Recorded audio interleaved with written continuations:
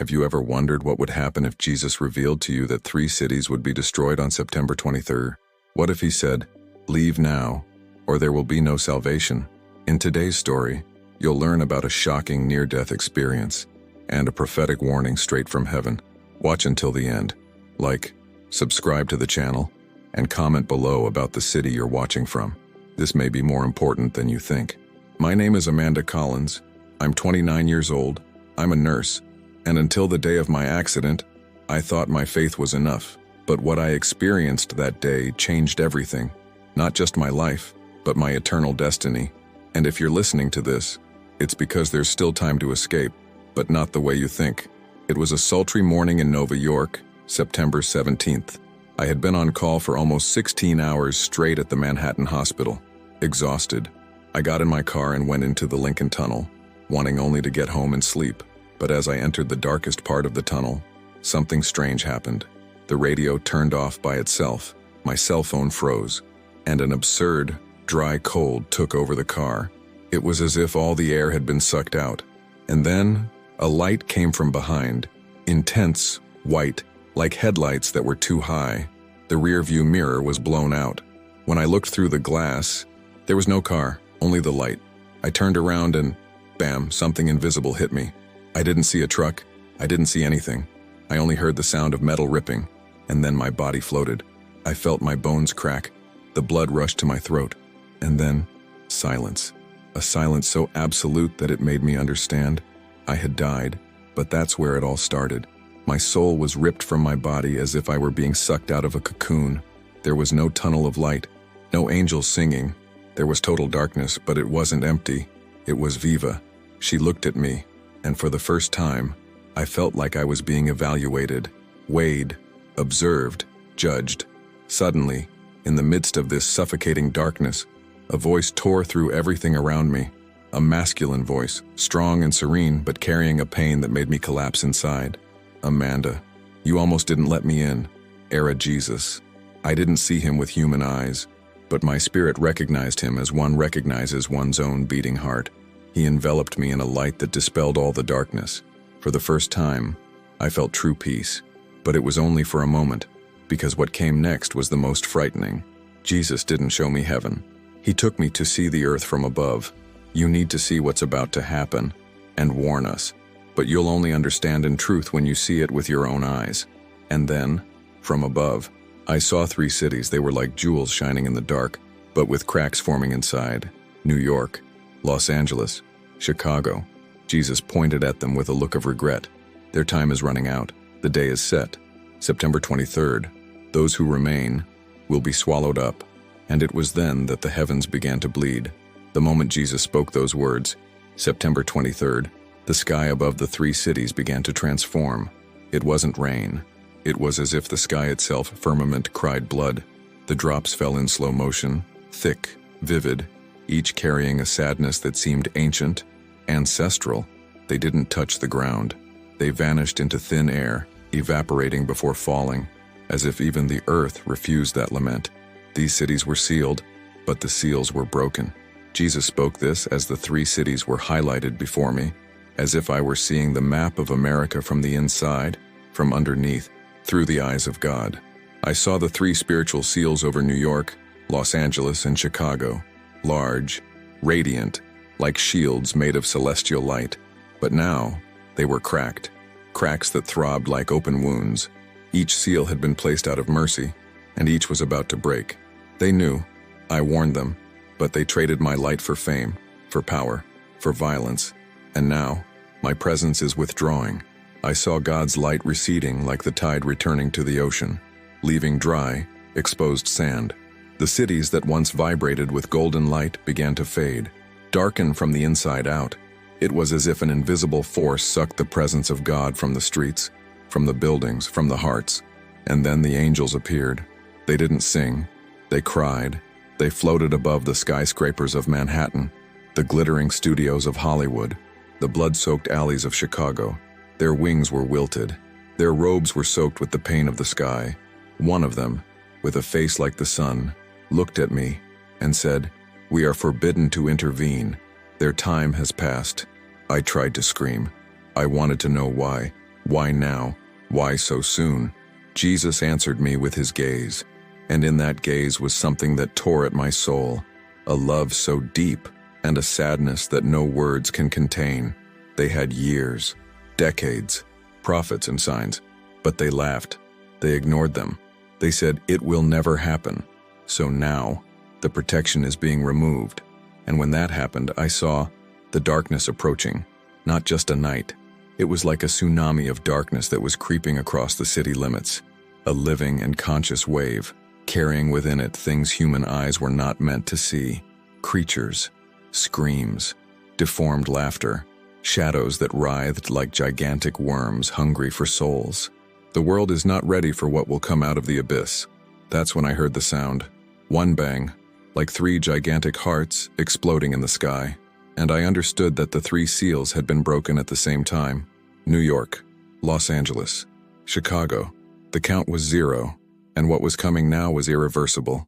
When the seals were broken, I heard a sound that was not of this world, a cry, deep, vibrating in the bowels of the earth, a lament that made the heavens tremble, and the ground cracks from the inside out. It was as if the planet itself was moaning in despair, aware of what was about to happen. The vision Jesus showed me changed. We were no longer up high. I was down below, in the middle of New York, but without a body, without pain, just my soul hovering over a city I no longer recognized. Everything looked the same. On the outside, taxis passing by, people on their cell phones, laughter, music, parties, money exchanging hands. But time was already up, and they didn't know. Then I heard the first siren, but it wasn't a police officer. It wasn't an ambulance. It was something primordial, a deep, metallic sound that seemed to have been ripped from the depths of hell. Each note carried a spiritual vibration that shook people to their bones, even if they didn't understand why. I saw men stopping in the middle of the street, clutching their chests, as if a nameless dread had taken hold. And that's when the abyss opened. In the middle of Central Park, the earth shook. A black hole began to tear in the ground, and dark smoke, thick as oil, rose to the heavens. The same thing happened in Los Angeles, in the heart of Hollywood, and in Chicago, near Lake Michigan. 3 portals, 3 wounds, and from them began to come out beings. They weren't human, but they didn't look like movie demons either. They were much worse. Twisted creatures with eyes like burning coals, mouths that opened at impossible angles, and arms as long as rotting twigs. Some had wings that beat like thunder. Others came crawling, leaving a trail of shadow that erased everything it touched. Poles, cars, even sunlight. People started screaming, and the screams multiplied like a symphony of horror. But the sound that tore me apart most was that of a little girl, maybe 5 years old, standing on the sidewalk with wide eyes, screaming for a mother who had already been swallowed by the smoke. She screamed the name of Jesus, but the creature turned, staring at her with hungry eyes. I wanted to run, scream, help, but I was just a spirit, and all of this was real. I saw men being dragged into the darkness, women running, trying to escape, stumbling, screaming the name of God, but it was too late. The judgment had begun, and the heavens were silent. Jesus looked at me and said something that pierced my soul. It's not that I rejected them. They rejected me first, and now they reap what they sowed. The cities were being invaded, but not by human armies. It was a spiritual invasion, a demonic siege, and no one could stop it. But even in that vision of absolute chaos, I saw something different. A small group of people on a rooftop, their eyes closed, praying, and around them, a bubble of light, untouchable, unbreakable, invisible to demons. Jesus pointed to them and said, "These bear my seal." At that moment, I understood. The only real escape was not by road. It was spiritual. It was the seal. That light around the small group in prayer called me back from despair. It was dim, butyricisted, in the middle of a city plunged into living darkness, where even the air seemed cursed. That light was like an ember in the midst of eternal ice. The demons that crawled and flew through New York, now in chaos, stopped before that brightness, growling, screaming in languages my soul could not understand, but they could not overtake. Jesus made me look more closely. I saw their faces, Some were crying. Others had their eyes closed, their hands raised to heaven, even without sound, even without signal. They weren't asking for deliverance. They were worshiping, even in the face of death. And that's when I saw it. On the forehead of each of them, a mark. It wasn't physical. It wasn't a tattoo. It was spiritual, shining like molten gold, a flame-shaped seal, pulsing like a heart. The presence of Jesus was within them, not outside. They were sealed by the Lamb. Jesus said to me, "They didn't run out. They ran into me." The seal isn't geographic. It's spiritual, and only those who bear it will be spared. But then, like a stab in the soul, he showed me another group. People who'd fled the cities when they heard the rumors, when they saw the first signs. They had run inland, to cabins, to hotels, to the desert. Some were in caravans, others in bunkers, all thinking they had escaped. But none of them had the light. None of them had the seal. And coming out of the same kind of darkness that took over the cities, the creatures followed them. But, Lord, they ran away. I screamed in my soul. The pain of seeing mothers with children running, old people praying, young people hiding, being hunted even outside the cities. It was too much. Jesus answered sadly, "They fled in fear, but they did not flee to me. They did not give me their hearts. They sought hiding places of stone, but the true rock they ignored." I saw the creature steering tents, tearing off doors, jumping over invisible walls of false hope. Those who fled without the seal were vulnerable, and even far from the cities, were found. And there it became clear to me, it doesn't matter where you are on September 23rd. What matters is what you carry in your soul. The spirit camera moved away, and I saw the 3 cities shrouded in thick black fog, like bubbles of hell growing over the map of the United States. But in the midst of it all, bright spots, the sealed ones, like small stars still lit in a dead sky. And then Jesus revealed something that froze me. These are not the only 3 cities. More will come, but these are the first, and the alarm is already ringing. At that moment, I realized that what I was witnessing, it was not the end, but the beginning of something bigger, a harvest cycle, a spiritual sieve. He who has the seal lives. He who does not will be found. Jesus took me over the cities again, but this time, it was September 23rd. I knew this, because there was no more time. I didn't feel seconds passing, nor clocks turning. It was as if eternity had stopped to watch the fulfillment of a sentence already written. And the most terrifying thing, most people were still living normally. In New York, I saw crowded cafes, young people dancing at parties, tourists taking photos. In Los Angeles, TV shows were being filmed, red carpets were rolled out, influencers were live streaming. In Chicago, families were strolling in parks, children were running around, and street vendors were serving hot dogs. Everything seemed equal, but in the spiritual world, the cities were surrounded. An invisible army of dark creatures was lined up, in formation, like predators waiting for the signal to attack. They didn't advance yet. They just watched. Some crept along the skyscrapers, others hovered in the air like sentient smoke, and still others hid under the asphalt, waiting for the order. "They think they still have time," Jesus said, his eyes welling up. His pain wasn't just from seeing the rebellion. It was from seeing voluntary ignorance. Human pride had become a shield against any spiritual warning. The churches were empty. The temples were full of lights, but devoid of presence. Pastors preached success, while the abyss opened beneath their feet. Then, it happened. No sound, no earthquake, no warning. The sky went out. Out of nowhere, the sunlight disappeared, as if a celestial hand had flipped the planet's switch. It was 11:42 a.m., and darkness fell. The scream started 2 seconds later. I saw people running, stumbling, bumping into each other, children crying, cars crashing. And then, as if hell itself took a deep breath, the attack began. The creatures invaded the streets, emerging from the alleys, the sewers, the ceilings. Some walked like deformed humans. Others crawled, their bodies creaking with grotesque sounds. They weren't looking for bodies. They were looking for souls. And they knew exactly who was not sealed. The first victims were the scoffers, those who said, "This is crazy. Nothing will happen." They were taken quickly. their eyes rolling back, their mouths frozen in a final cry of regret too late. "Lord, why didn't they feel their time was running out?" I asked. Jesus answered, "Because their hearts were already hardened." I knocked, but no one opened. The scene was repeated in Los Angeles. A famous influencer was live streaming as darkness fell. The last image of the broadcast was his face frozen in terror, followed by a silent scream, and then the screen went black. In Chicago, an underground cult was taking place in a basement, but only one woman was sealed away.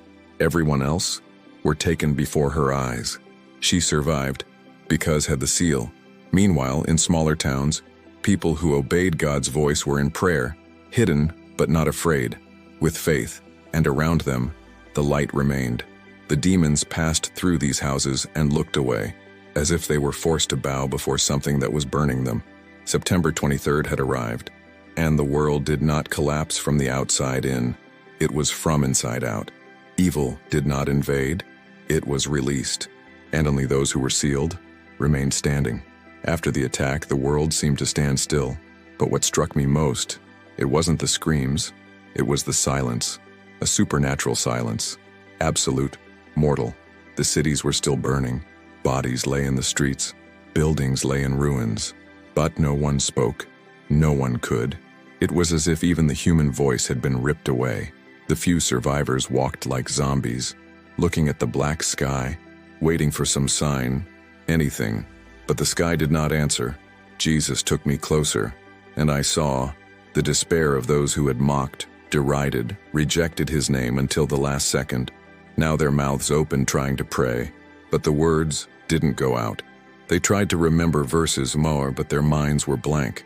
Some even fell to their knees crying, screaming with their hands up, but nothing happened.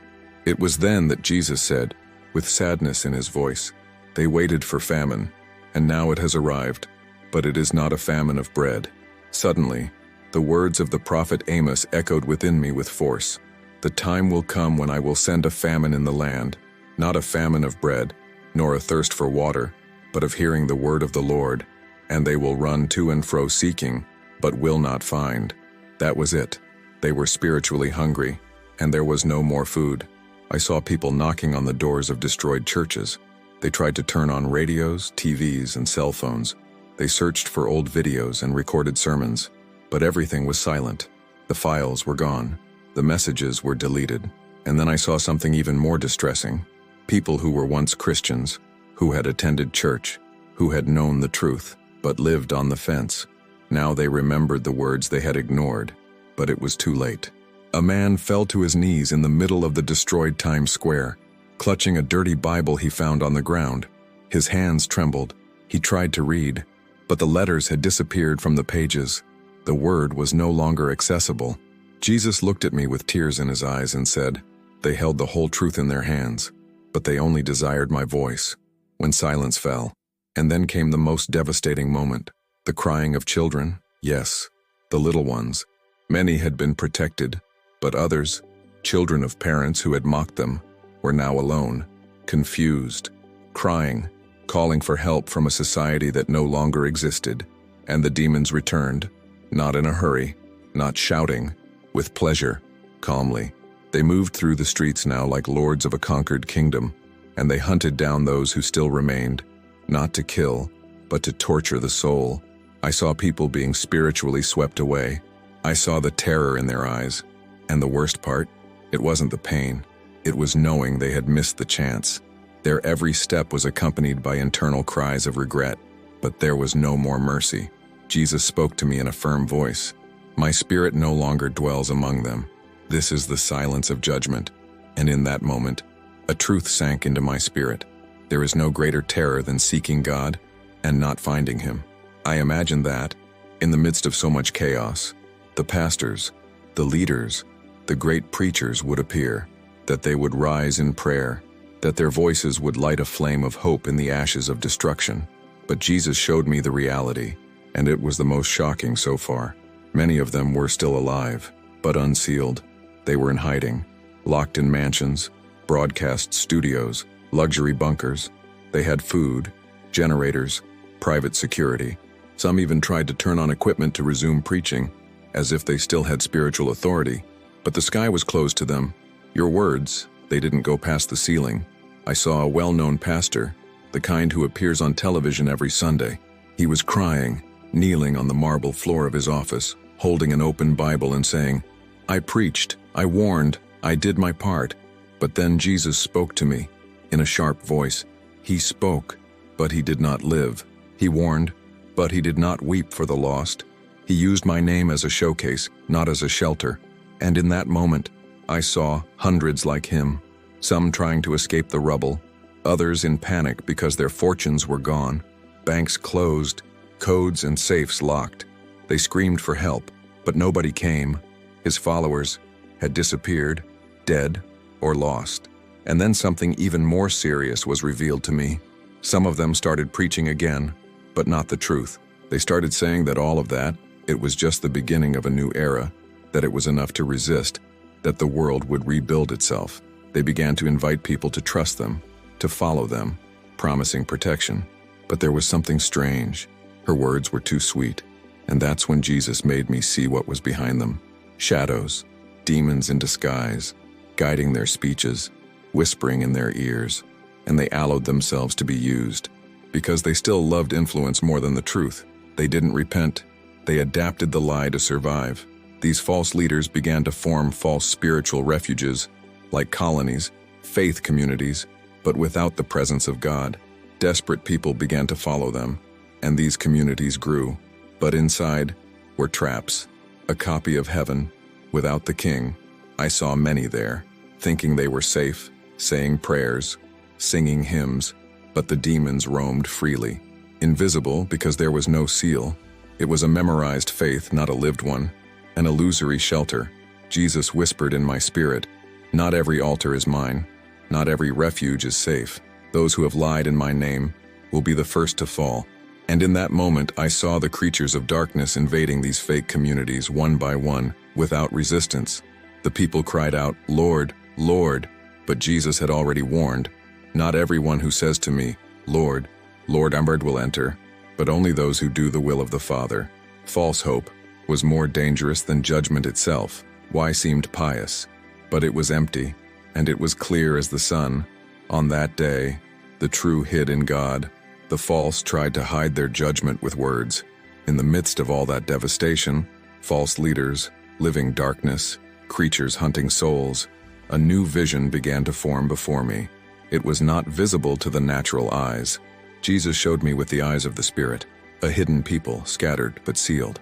They were men, women, young people, old people, even children, scattered across forests, deserts, simple houses, forgotten basements. Some were alone, others in small groups. All they carried the same seal on their foreheads, the seal of the Lamb, and there was something about them that made me shudder, a supernatural peace, as if they were in the middle of a hurricane and still smiling. These are the ones who heard my voice before their time, the ones who obeyed even when they didn't understand, the ones who lost everything, but chose me. Jesus said this with such love that my spirit knelt. These sealed ones weren't trying to survive, they were loving it, even with fear, even with hunger, even with the distant sound of darkness tearing through the cities. I saw a mother with 2 children lying beside her in an abandoned barn, whispering psalms as she stroked the children's hair. I saw a man who had lost his leg praying for others with an inhuman strength. I saw a tear-filled teenage girl singing, "Holy, holy, holy," in the darkness of a bunker. And then, I saw something glorious. Angels, hundreds of them, tall as towers, with armor made of light and eyes like white fire, each sealed Hadan-appointed angel, positioned around with a drawn sword, in silence, in readiness. They will not see death, they will see my glory. Jesus said this as an eternal promise. The demons, which once ran free in the cities, they couldn't even get close to these people. When they tried, it was like hitting an invisible wall. I saw one of them scream angrily and recoil as if he'd been burned, and I understood. This wall was made of obedience, faith, renunciation, and the very blood of Christ. These sealed ones were not heroes. They were not perfect, but they had done a true choice. They had given up everything. They had hidden themselves in God, not of the world. And then Jesus revealed to me a secret that chilled my soul. This is my invisible army. They will not fight with weapons, but with faith, and in due time, they will be revealed to the world. The vision changed. I saw these sealed ones rising like living torches. The darkness tried to retreat, but it could advance no further. It was as if hell had reached the limit of grace. The tide began to turn. The sound of worship from those few broke the silence that had reigned since the 23rd. It was a praise without a stage, without a band, without a microphone. It was spirit into truth, and it was more powerful than any bomb. It is not the great ones who will bring the end. It is the small ones, hidden, sealed, who will carry my light until the last second. And then Jesus looked at me and said with a firmness that made my spirit tremble, "You must tell this, because many can still be sealed, but time is running out." The view changed again. The smoke from the cities remained thick, like morning hanging in the air. The world, or what was left of it, seemed unrecognizable, but the sealed ones, they began to move. Jesus showed me this as if revealing a secret plan, a divine counterattack hidden since the beginning of time. They were no longer hiding. They were coming back, coming out of the forests, emerging from the valleys, coming down from the mountains, coming out of basements, caves, simple shelters, but now carried something different. They had no weapons. They had no resources. They had authority. Their eyes were alight with a fire that was not human. The mark on their foreheads, the seal of the Lamb, shone brighter than ever, visible even to the kingdom of darkness. They didn't shout. They didn't put on shows. They didn't preach like celebrities. They spoke, and the spirit of the people woke up. Jesus explained to me, "They are like torches burning on the night of judgment. Wherever they go, a final breath of repentance will be released." And then I saw something miraculous. Survivors who were wandering through the ruins, dirty, injured, in shock, looked at these sealed ones with wide eyes. Some fell to their knees just being near them. Others cried without knowing why. It was as if the presence of the sealed ones brought to light everything that could still be saved: faith, repentance, brokenness. One of them, a young man with dreadlocks and war-scarred eyes, entered a destroyed hospital. Inside, there were sick people, hungry people, some on the verge of madness. He simply placed his hand on the chest of a dying man and said, "Jesus is still here." The man shouted, as if something had come out of him, a spirit of torment. He fell to the ground, and then smiled, crying, "Free." Jesus said to me, "The sealed are not returning to rebuild, but to rescue."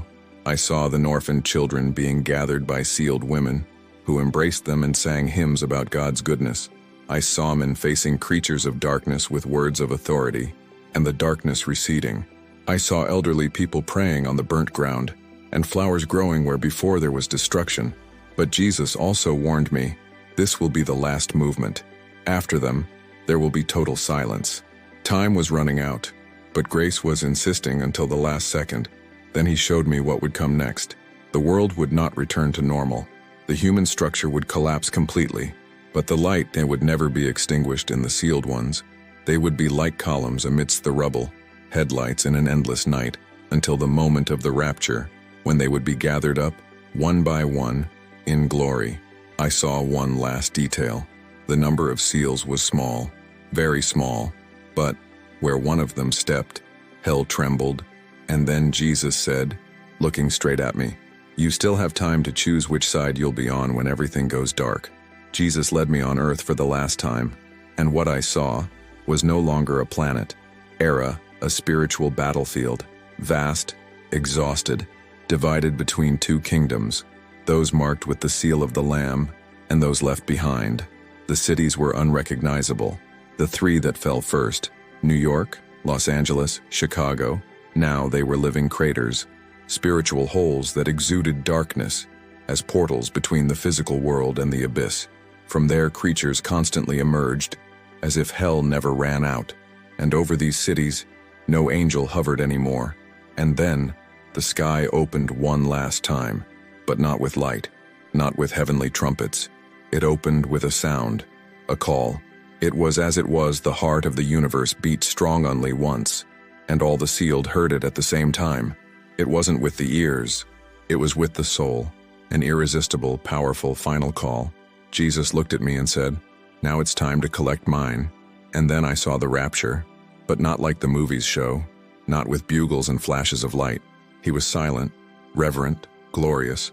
One by one, the sealed ones began tushing, their bodies being covered with a mantle of glory so intense that the darkness literally screamed in agony. I saw demons writhing, trying to reach them, but they could no longer touch them. It was late. I saw that young mother in the barn holding her 2 children, and all 3 were taken by the light. I saw the old man from the basement, who could barely walk, and he was lifted up like a warrior. I saw the group that had hidden silently in the desert, being taken away like flames that returned to their origin. They did not flee the world. They overcame the world, Jesus declared, and those who stayed. I saw absolute despair, those who mocked, those who ran too late, those who followed false leaders, those who feigned holiness. Everyone watching as the seal disappeared in glory. Many fell to their knees, trying to scream, trying to pray. But it was the last second, and the sky had already closed.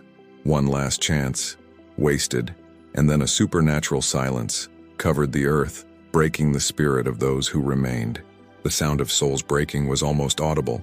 I saw men banging their heads against walls, women tearing their hair out, children screaming for their missing parents. Chaos no longer came from outside. Now it was born from within. Jesus looked at me with the saddest, most loving eyes I have ever seen and said, "They had it all. The truth, the signs, the warnings, even my own blood. But they chose to wait. Now, their time is up." I saw the sky close like a curtain, and then total darkness. But something remained, the seal, floating before me, as if the universe itself said, "That's all that matters, being sealed, being with him." And then everything disappeared. I woke up in the hospital, with tubes in my arms, screams all around me, cold lights on the ceiling. But my soul was warm, burned by the glory I had seen. I knew I had returned, with a mission. And if you're listening to this, don't think it's a coincidence. September 23 is marked. It doesn't matter where you live. If you are not sealed, you will be found. There is only one refuge, the seal of the Lamb, the presence of Jesus. Total surrender. Don't wait until you feel fear to seek the light, because soon, the world will no longer hear the sound of grace. If you enjoyed this beautiful spiritual testimony, please leave a like, comment, share your impressions, subscribe to the channel, and don't forget to turn on the notification bell to watch each new video and help us spread this message to a greater number of people. Until next time,